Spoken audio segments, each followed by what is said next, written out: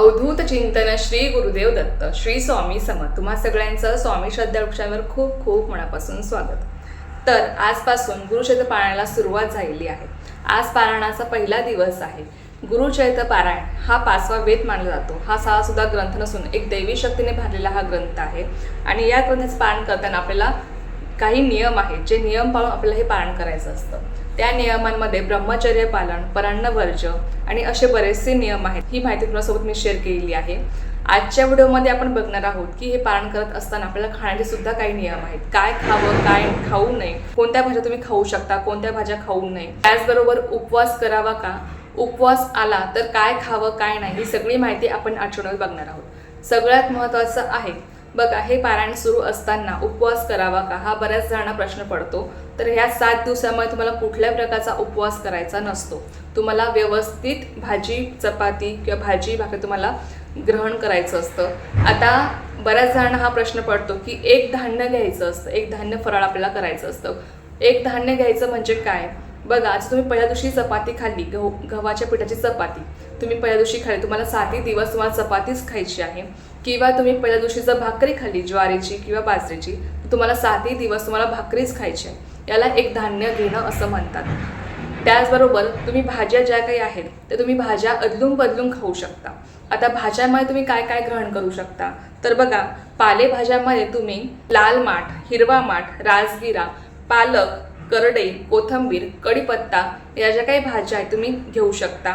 त्याचबरोबर ज्या फळभाज्या आहेत त्यामध्ये तुम्ही बटाटा, टोमॅटो, फ्लॉवर, कोबी, गिलके, ढोबळी मिरची, हिरवी किंवा लाल मिरची, तोंडले, गाजर, सुरण, रताळे या तुम्ही फळभाज्या खाऊ शकता।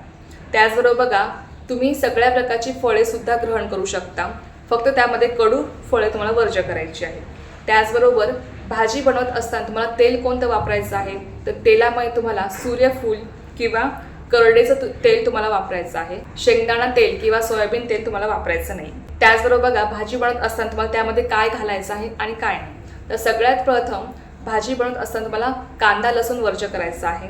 भाजी बनवताना तुम्हाला फक्त हिरवी मिरची किंवा लाल मिरची, जिरे तुम्हाला घालायचे आहेत, हळद तुम्ही घालू शकता। बाकी यामध्ये कुठल्या प्रकारचा मसाला किंवा गरम मसाला तुम्हाला वापरायचा नाही। तर अगदी अशा साध्या पद्धतीने तुम्हाला भाजी बनवायची असते आणि तुम्हाला ग्रहण करायची असते।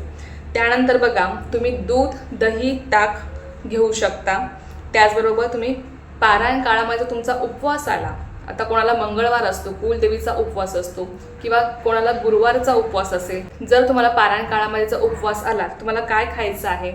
पारायण काळामध्ये उपवास आल्यास तुम्ही शिंगाडा पीठ, बटाटे, रताळे, साबुदाणा, राजगिरा खाऊ शकता। तर हे जे काही पदार्थ आहेत ते तुम्ही खाऊ शकता। त्याचबरोबर बघा, तुम्हाला आता कोणत्या भाज्या खायच्या नाहीत, कोणत्या भाज्या तुम्हाला वर्ज्य करायच्या आहेत तर द्विदल धान्य। द्विदल धान्य म्हणजे ज्या धान्यांचे 2 भाग होतात असं धान्य तुम्हाला वर्ज्य करायचं आहे।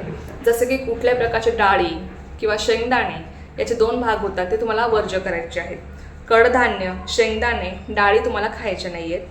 त्याचबरोबर तुम्हाला गवार, वांगे, कारले, वाल, शेपू, मेथी, कांदापात, लसूण, कांदा, मोहरी, वरण भात तुम्हाला वर्ज्य करायचं आहे। तर हे जे काही पदार्थ आहेत तुम्हाला वर्ज्य करायचे, तुम्हाला खायचे नाही या पारायण काळादरम्यान।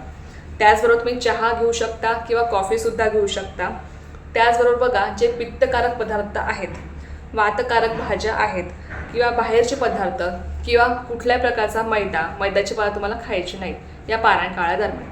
तर ह्या ज्या काही गोष्टी आहेत त्या तुम्हाला पाळायच्या आहेत, हे खाण्याचे नियम आहेत, तर हे पाळून तुम्हाला हे पारायण करायचं आहे। बघा, जेव्हा आपण एखादी गोष्ट त्याग करून एखादी सेवा करत असतो, एखादं पारायण करत असतो, तेव्हा त्या सेवेचं किंवा त्या पारायणाचं फळ आपल्याला खूप पटीने जास्त मिळत असतं। म्हणून हे खाण्याचे सुद्धा नियम आहेत आणि हे खाण्याचे नियम यासाठी आहेत की या पारायण काळामध्ये आपल्याला कुठल्याही प्रकारचा त्रास होऊ नये, जसं की पित्त होऊ नये, ॲसिडिटी होऊ नये किंवा कुठल्या प्रकारचा आपल्याला आळस येऊ नये, जांभई येऊ नये, झोप येऊ नये पारायण करत असताना।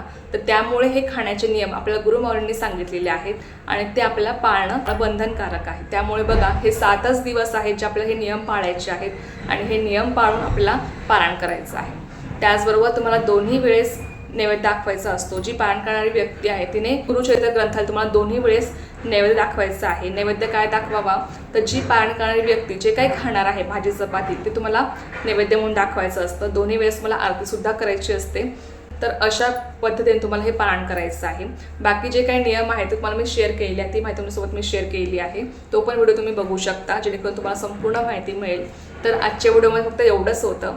तर चला, झालेली सेवा मी स्वयंमाच्याने रुजू करते आणि आजचा व्हिडिओ इथेच थांबवते. तुम्हाला जर माहिती आवडली असेल तर व्हिडिओला लाईक, शेअर, सबस्क्राईब करायला विसरू नका.